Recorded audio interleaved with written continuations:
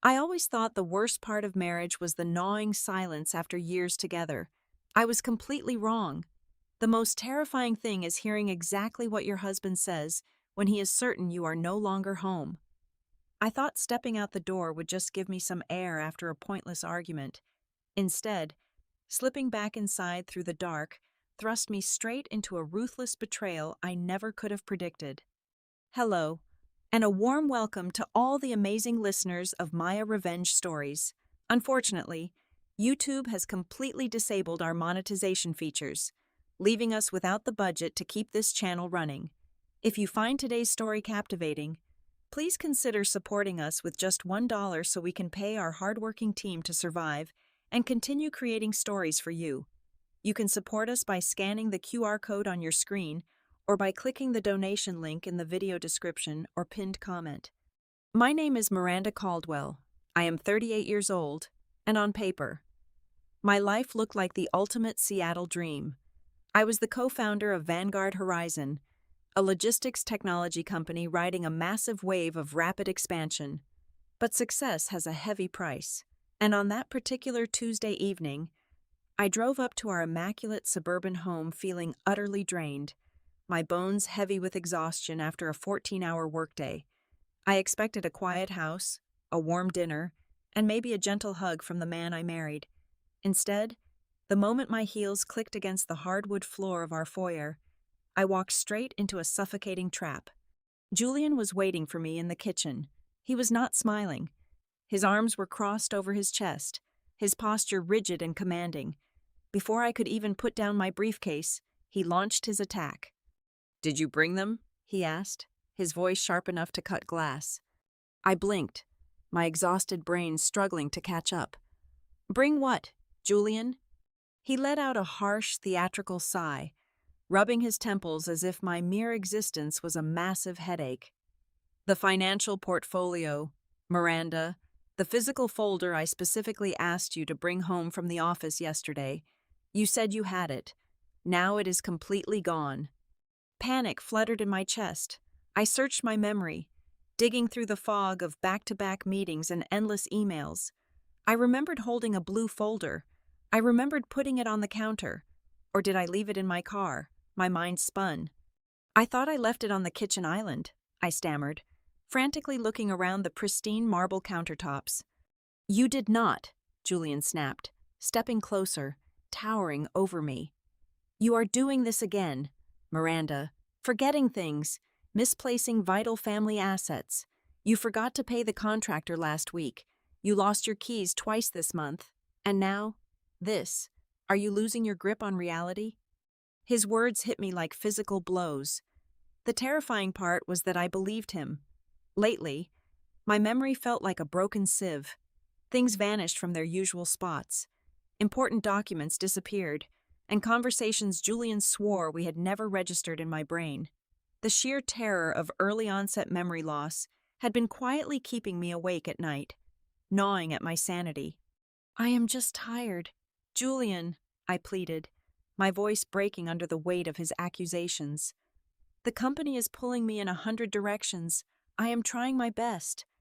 He let out a cold, mocking laugh that echoed terribly in our high-ceilinged kitchen.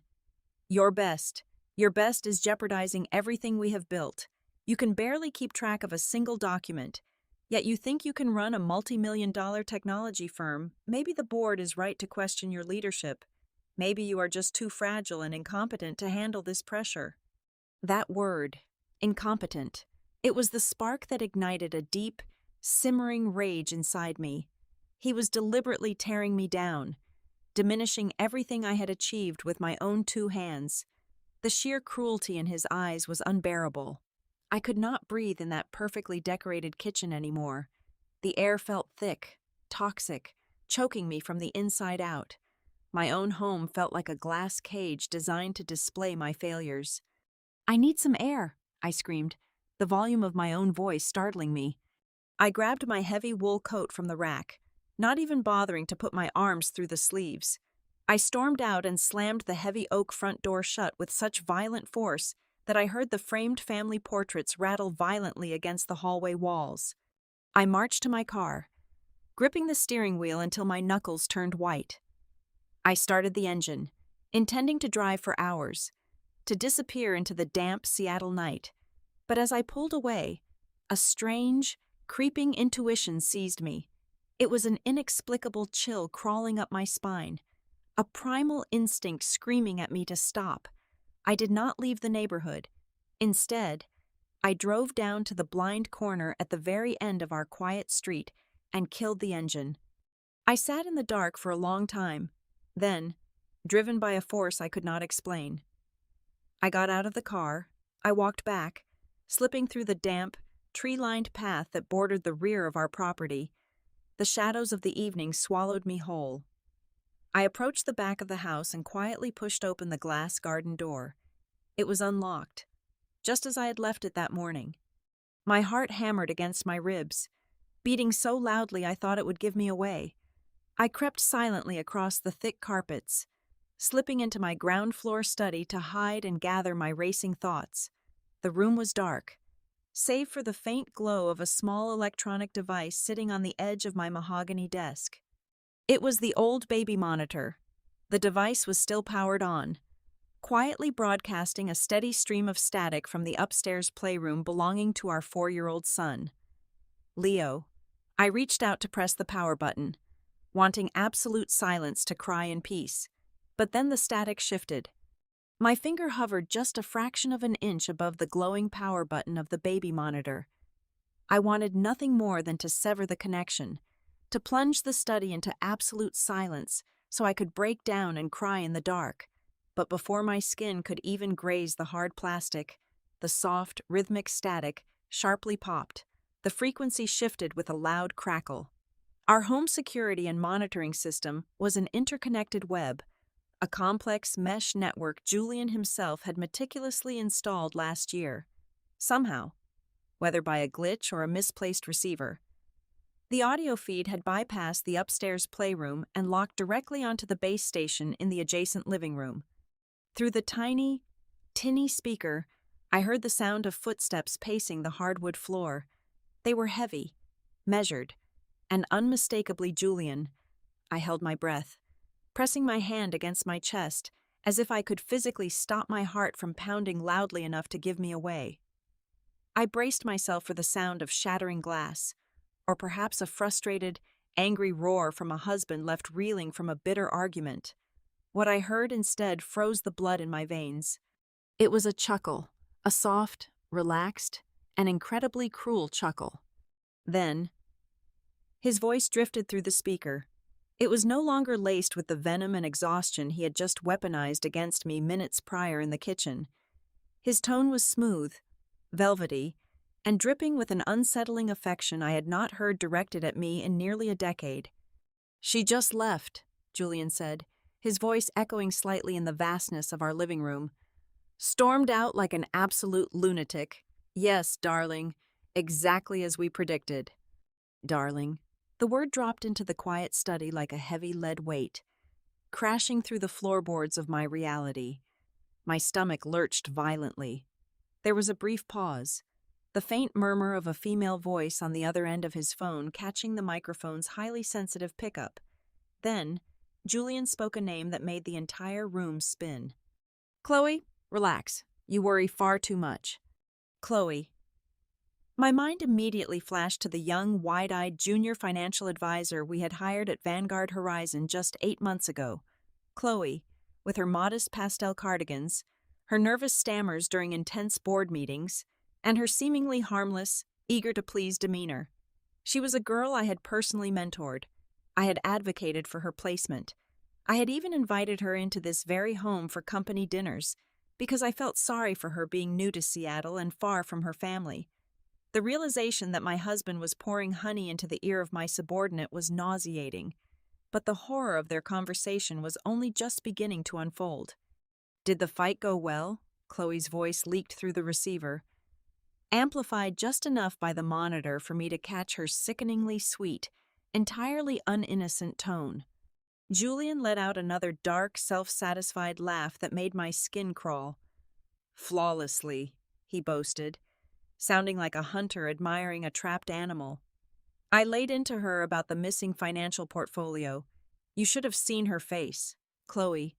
The absolute panic in her eyes when she could not remember where she put it. She genuinely thinks she is losing her mind. I slapped both hands over my mouth to muffle the violent gasp clawing its way up my throat.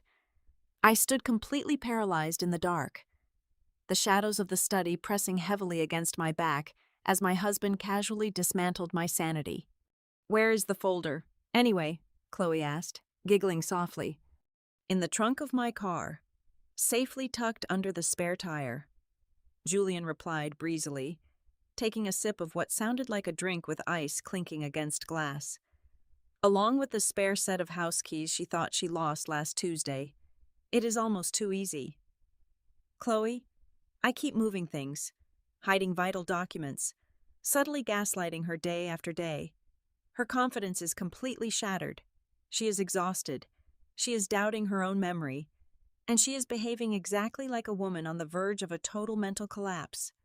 The words hit me with the devastating force of a freight train. Every moment of self-doubt, every tear I had shed in secret over the past 2 months, terrified that my brain was failing me, terrified that I was suffering from early onset dementia just like my grandmother. It was all a meticulously crafted illusion. I was not sick. I was not broken. I was being hunted, systematically destroyed in my own home by the man who had stood at an altar and sworn to protect me. But the black abyss of his betrayal went even deeper than a sordid office affair and cruel psychological games. The conversation shifted, the tone growing cold, calculated, and strictly business. "We need to stay perfectly on schedule," Julian murmured, his voice hardening into something unrecognizable and ruthless.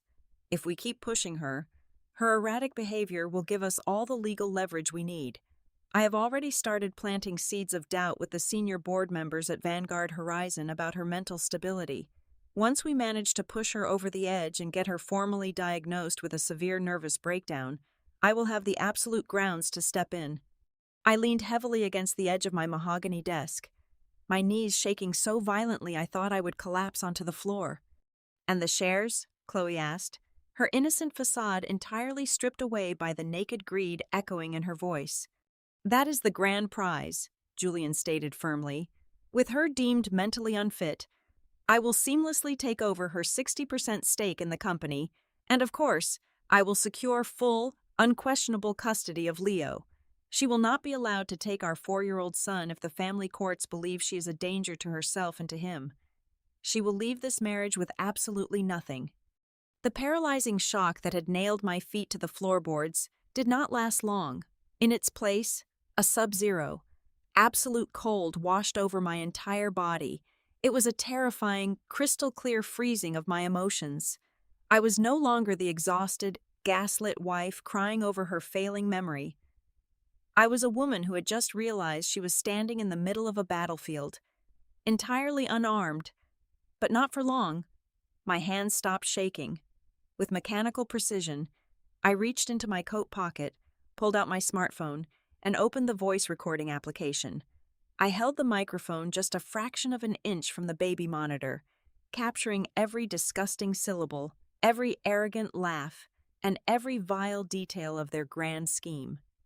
I listened as they discussed my mental state like a profitable stock, predicting my eventual collapse. I let it record until I heard Julian say a sickeningly sweet goodnight to his mistress, and the unmistakable sound of a heavy crystal glass being set down on the coffee table. I saved the audio file, uploaded it to a secure, encrypted cloud server, and permanently deleted it from the physical device. Then, as silently as a ghost, I retreated. I slipped back out the glass garden door, retraced my steps through the damp, shadow-draped trees, and returned to my car at the end of the street. I turned the ignition, pulling away from the neighborhood without turning on my headlights until I was safely around the corner.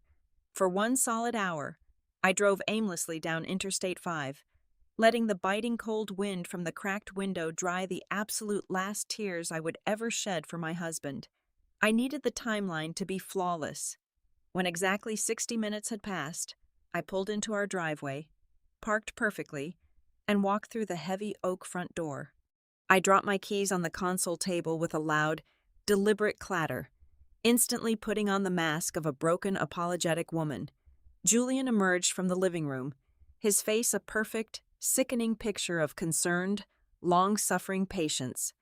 "Julian, I am so sorry," I whispered, forcing my voice to tremble just enough to sound authentic. "I am just so overwhelmed, and my mind is completely scattered. You did not deserve my outburst earlier." He stepped forward, a patronizing sigh escaping his lips, and wrapped his arms tightly around me. The moment his broad chest pressed against mine, my stomach violently convulsed. The smell of his expensive sandalwood cologne, a scent I had loved for 7 years, now smelled like poison and rot.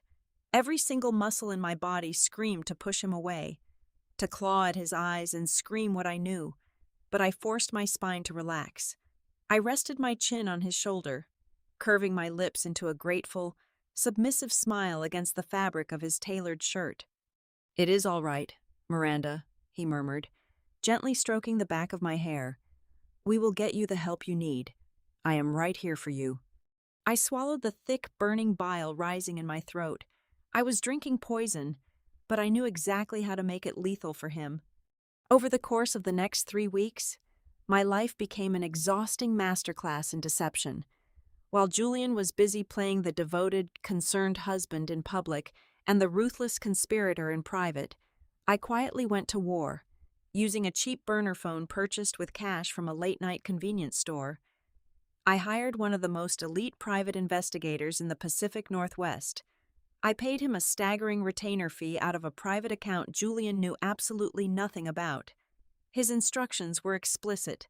I needed a complete, undetectable digital sweep of both Julian and Chloe. I wanted every text message, every encrypted email, every deleted photograph, and every financial transaction they made over the past 12 months.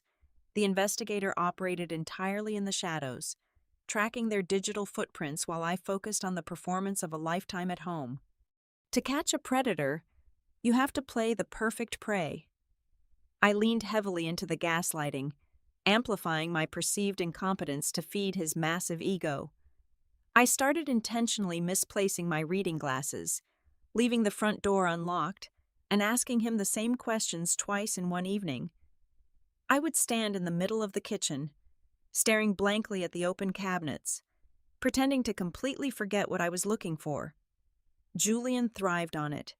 His smugness radiated from him like heat from a furnace.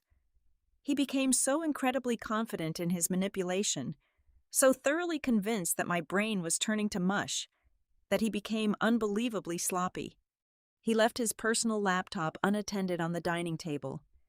He left his leather briefcase unlocked in the hallway, and while he slept soundly next to me, dreaming of stealing my company and ripping my 4-year-old son away from me, I was wide awake, night after night.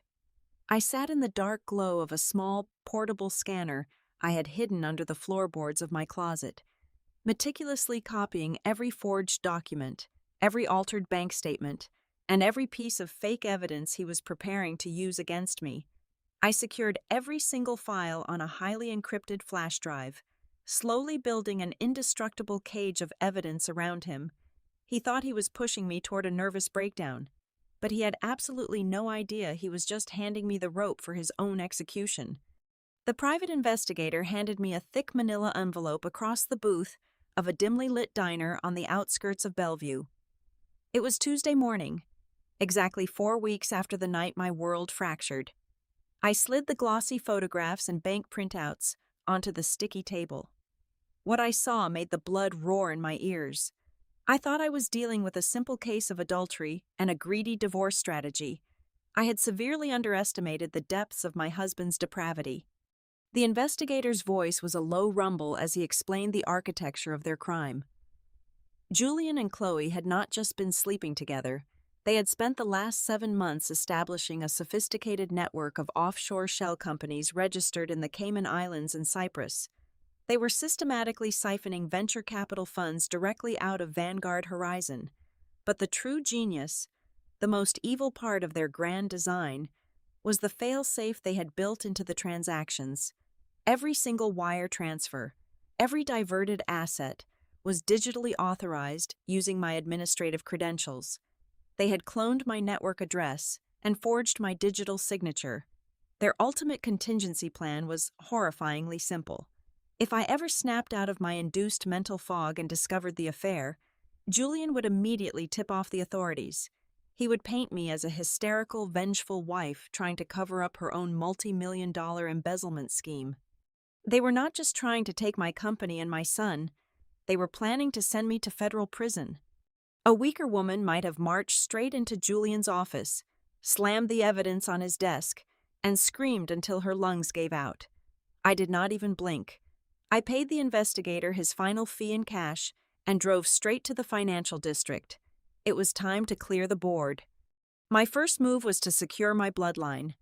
I sat in the sterile, soundproof office of a ruthless estate attorney I had known for 15 years.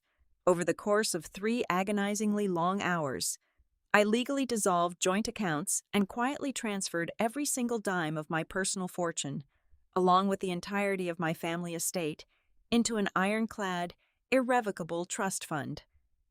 I named my 4-year-old son, Leo, as the sole beneficiary, with a strict third-party fiduciary acting as the executor. The structure was completely impenetrable. Even if Julian somehow managed to drag me through the mud of family court, he would not be able to touch a single penny of my son's inheritance. It was entirely walled off, legally vaporized from our marital assets. With my son protected, I turned my crosshairs onto the company. I could not risk a public scandal that would tank our stock prices prematurely, nor could I trust the entire board of directors. Since I had no idea who Julian might have already poisoned against me, I had to be surgical.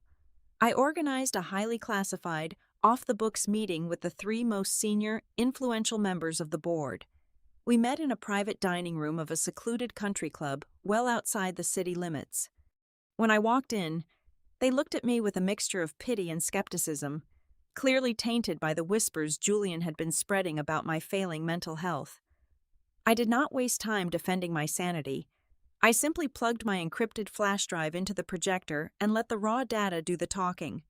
I walked them through every forged document, every offshore routing number, and every piece of audio I had meticulously gathered. I watched the pity in their eyes morph into absolute, unadulterated fury. By the end of the 2-hour presentation, I had 3 of the most powerful corporate titans in the Pacific Northwest ready to go to war for me. I demanded absolute silence and total cooperation. They gave me both. The next phase of my plan required a psychological maneuver so counterintuitive it almost made me laugh. I needed Julian and Chloe to feel invincible, to believe their victory was so close they could taste it, making them careless enough to execute their final, largest financial transfer. I walked into the Vanguard Horizon headquarters on a Thursday morning, looking slightly disheveled, playing the part of a woman barely holding herself together. I called Chloe into my glass-walled corner office. She sat across from me, her hands folded neatly in her lap, wearing that same sickeningly sweet, innocent expression. I forced a warm, maternal smile onto my face. "Chloe, you have been doing an absolutely phenomenal job lately," I told her, my voice laced with feigned exhaustion. "I am stepping back from a lot of the day-to-day operations to focus on my health. Julian is taking on a much heavier load, and he needs someone he can implicitly trust by his side. Effective immediately, I am promoting you to be his direct executive assistant. This comes with a 30% pay increase and full clearance to his secure network."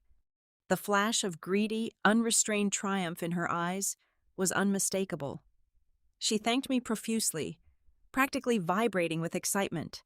By moving her desk right outside his door and officially linking their administrative access, I had essentially locked both rats inside the exact same cage. They thought I was handing them the keys to the kingdom. In reality, I was ensuring that when the hammer fell, they would both be standing directly on the anvil. The final piece of the puzzle required impeccable timing. Vanguard Horizon was scheduled to host a massive, heavily publicized gala to celebrate our 10-year anniversary. Hundreds of investors, tech journalists, and industry elites were invited. Julian had been practically salivating over this event, viewing it as his grand coronation, the night he planned to publicly announce my temporary leave of absence and cement his control. I utilized the backdoor channels established by my 3 loyal board members to contact a highly specialized division of federal financial auditors. We provided them with enough preliminary evidence of interstate wire fraud to secure a sealed warrant. I coordinated directly with the lead investigator to orchestrate a full-scale, surprise corporate raid, but I did not want them to strike on a random Tuesday afternoon. I scheduled the federal strike force to execute their raid in perfect, devastating synchronization with the 10-year anniversary gala. I had spent weeks swallowing poison, smiling at the man plotting my demise, and mentoring the woman sleeping in my bed. Now, the stage was perfectly set, the trap was locked, and the fuse was burning rapidly toward absolute zero. The grand ballroom of the Fairmont Olympic Hotel in the heart of downtown Seattle was entirely unrecognizable, transformed into a dazzling monument of our corporate success. The 10-year anniversary gala for Vanguard Horizon was not just a party. It was a carefully orchestrated display of absolute power. Massive crystal chandeliers cast a warm, golden glow over hundreds of the most influential figures in the Pacific Northwest: venture capitalists, powerful politicians, elite technology journalists, and our entire board of directors mingled beneath towering floral arrangements of white orchids. Waiters in pristine black tuxedos glided across the marble floors, balancing silver trays laden with expensive champagne and caviar. The air was thick with the scent of expensive perfume and the intoxicating hum of wealth. It was a perfectly suffocating atmosphere, a beautiful gilded stage set for a massacre. I timed my entrance with mathematical precision, arriving exactly 45 minutes after the doors officially opened. For the past month, I had played the part of a crumbling, exhausted woman. I had worn oversized sweaters, left my hair unbrushed, and kept my eyes downcast. Tonight, I buried that fragile version of myself in an unmarked grave. I stepped out of my town car wearing a breathtaking floor-length silk gown the color of dark, rich wine. The fabric clung to my body like liquid armor, and my makeup was flawlessly sharp, designed to make my eyes look like cut obsidian. I walked into that ballroom with my head held high, my spine straight, and the absolute, terrifying confidence of a woman holding a detonator. The moment I stepped through the massive oak double doors, the ambient chatter in my immediate vicinity died down. Heads turned. I felt the weight of 100 stares. But the only eyes I cared about belonged to my husband. Julian was standing near the centerpiece ice sculpture, holding court with a group of major investors. When he finally looked up and saw me, the charismatic, easygoing smile plastered on his face completely froze. A brief, unmistakable flash of panic and confusion darted across his features. I was supposed to be at home, weeping over misplaced keys and a fabricated headache, heavily medicated on the sleeping pills he had suggested I take. Instead, I looked like a queen stepping in to inspect her empire. I held his gaze across the crowded room, offering him a slow, chilling smile. He swallowed hard, adjusting his silk tie before forcing his mask back into place. Hovering just a few feet away from him, trying to blend in with the senior management team, was Chloe. She was draped in a silver designer gown that cost more than her entire annual salary, no doubt purchased with the funds they had already managed to siphon from my company. Throughout the first hour of the evening, I watched them from afar while I politely charmed the board members who knew the truth. Julian and Chloe were completely intoxicated by their own arrogance. They thought they were untouchable. I caught them exchanging secret, triumphant glances when they thought no one was looking. At one point, hidden behind a towering pillar of orchids, I saw Chloe raise her champagne flute, gently clinking it against Julian's glass. They were silently toasting to their imminent victory, celebrating the grand heist they believed was only minutes away from completion. At exactly 9 o'clock, the jazz band stopped playing. The vibrant chatter in the ballroom faded to a respectful hush as the lights dimmed, leaving only the main stage bathed in bright spotlights. According to the meticulous schedule Julian had drafted, This was his golden moment. He confidently climbed the carpeted stairs to the podium, adjusting the microphone with the practiced ease of a seasoned politician. Behind him, a massive, state-of-the-art digital display board glowed with the Vanguard Horizon logo. "Ladies and gentlemen, esteemed colleagues, and honored guests," Julian began, his voice projecting through the high-definition speakers, smooth and rich. "Tonight, we are here to celebrate 10 remarkable years of innovation, resilience, and unparalleled growth. We built this company from a simple idea into an industry leader." He paused, letting the applause wash over him. He closed his eyes for a brief second, drinking in the adoration. Then, he shifted his posture, letting his shoulders slump just a fraction. He masterfully arranged his facial features into a mask of deep, sorrowful burden. He was pivoting to the script he had rehearsed with Chloe. "However, as we look to the future, we must also acknowledge the personal tolls that such relentless ambition can take," Julian continued, his voice dropping to a softer, more intimate register. "My incredible wife, Miranda, who has been the brilliant visionary beside me, has been battling some severe health challenges recently. The pressure has been immense. After consulting with medical professionals, we have made the incredibly difficult family decision that Miranda will be taking an indefinite, immediate leave of absence to focus on her mental well-being. During this transition, I will be assuming full executive control to ensure our ship remains perfectly on course." A collective murmur of sympathetic whispers began to ripple through the crowd. Julian looked out into the audience, searching for me, a sickeningly patronizing smile of fake sympathy forming on his lips. He opened his mouth to deliver his final, killing blow. He never got the chance. Before he could utter another syllable, the microphone went completely dead. Julian tapped the metal grill, a look of mild irritation crossing his face as he looked toward the sound booth. Then, the massive screen behind him violently glitched. The corporate logo vanished, replaced by a stark, blindingly bright white background. Gasps erupted from the front row as high-resolution images slammed onto the screen.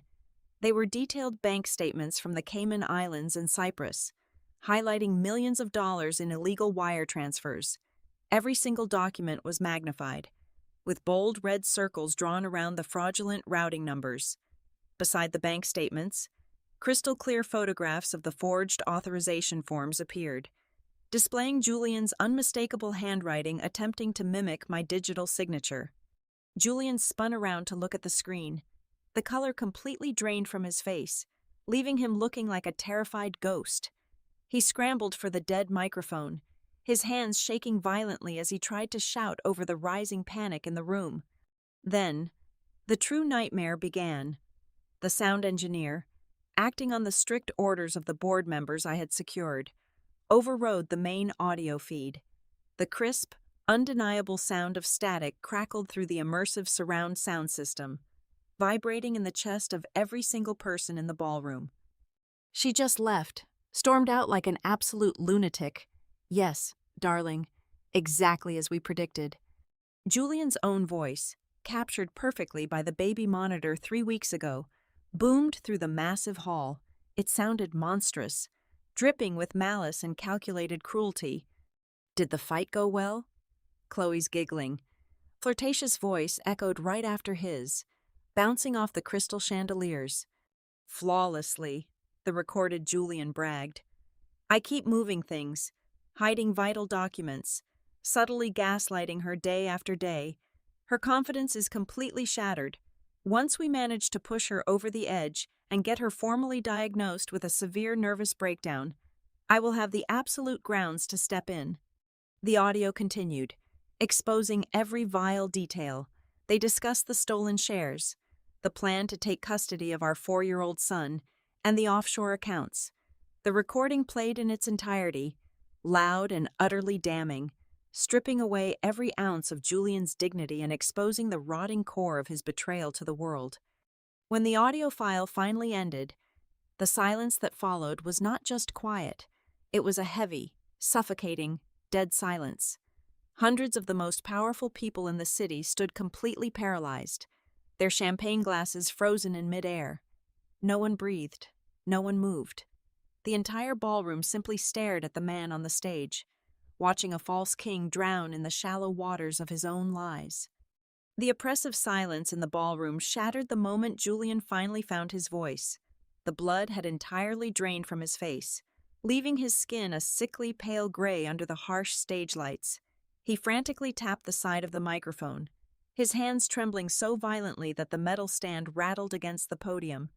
"This is a prank," Julian screamed, his voice cracking horribly, echoing with pathetic desperation. "Do not listen to this. It is a complete fabrication. It is artificial intelligence. Someone has created a deepfake audio file to ruin this company." He looked wildly at the board members sitting in the front row, his eyes begging for a lifeline that was never going to come. No one moved. The disgust on their faces was absolute. Before Julian could utter another desperate lie, the massive oak double doors at the main entrance swung wide open. The heavy thud of tactical boots against the marble floor echoed through the hall. A highly coordinated team of federal financial auditors, flanked by severe-looking officers from the Economic Crime Division, marched straight down the center aisle.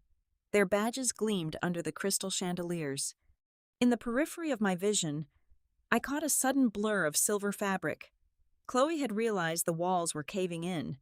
Hitching up the skirt of her ridiculously expensive gown, she abandoned her champagne glass and sprinted toward the kitchen service doors, desperate to vanish into the night. She did not even make it 5 steps.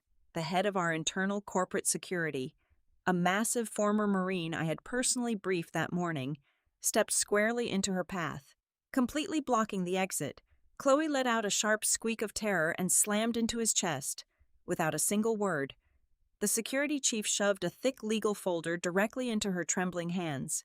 It contained her immediate notice of termination and a federal court summons for corporate espionage and grand larceny. She collapsed against the wall, sliding down to the floor, sobbing uncontrollably into her hands. I ignored her completely. My eyes were fixed solely on the man shrinking behind the podium. I walked down the center aisle of the ballroom. The crowd of elites, investors, and journalists parted for me like the Red Sea, their eyes wide with shock and newfound reverence. My silk gown brushed against the carpet as I climbed the short flight of stairs to the stage. Julian backed away from me, his chest heaving, his eyes darting frantically for an escape route that did not exist. He looked incredibly small, entirely stripped of the arrogant armor he had worn for years. I stepped up to him and calmly ripped the microphone out of his sweaty, shaking grip. I turned to face the hundreds of people watching us, my posture perfect, my voice sharp enough to draw blood. "Julian," I said, my voice booming through the high-definition speakers, cold and unyielding, "you are officially terminated from Vanguard Horizon, effective this exact second." I did not wait for his response. I pulled a heavy manila envelope from the side of the podium, where I had instructed the event staff to hide it earlier that afternoon. With a swift, aggressive motion, I slammed the envelope directly into his chest. Julian reflexively brought his hands up to catch it, staring down at the thick stack of papers as if it were a live grenade. "Those are heavily expedited divorce papers," I told him, making sure the microphone caught every single word. "They are accompanied by a permanent, non-negotiable restraining order. You will also find the legal documents granting me sole, uncontested custody of our 4-year-old son, Leo. It turns out that irrefutable proof of massive financial fraud and extortion makes a family court judge incredibly cooperative." The federal officers finally reached the stage. The lead investigator stepped forward, pulling a pair of heavy steel handcuffs from his belt. He grabbed Julian by the shoulder, forcibly spinning him around and slamming his wrists together. The sharp metallic click of the handcuffs locking into place was the most beautiful sound I had ever heard in my entire life. Pandemonium erupted. The tech journalists in the room, realizing they were witnessing the greatest corporate scandal of the decade, frantically raised their cameras. A blinding storm of white camera flashes illuminated the stage as the police dragged my ruined husband down the stairs. Julian kept his head bowed, his face entirely hidden as they marched him out of the ballroom and into the cold Seattle night. I did not watch him leave. I turned my back to the doors and walked over to a passing waiter who was frozen in shock. I politely lifted a crystal flute of champagne from his silver tray. I walked to the edge of the stage, raising my glass toward the 3 board members who had stood by me, and then to the rest of the stunned, silent room. A faint, genuine smile finally touched my lips.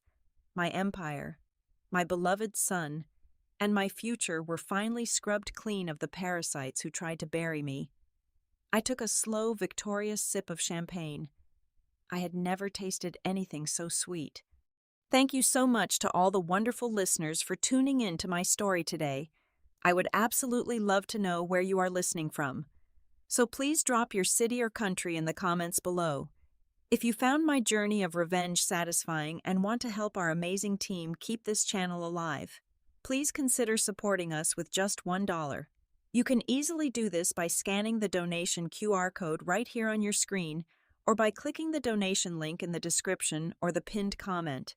Your incredible support helps pay the salaries of our hardworking staff, allowing them to feed their families and continue bringing you the best revenge stories on the internet. Have a wonderful and empowered day.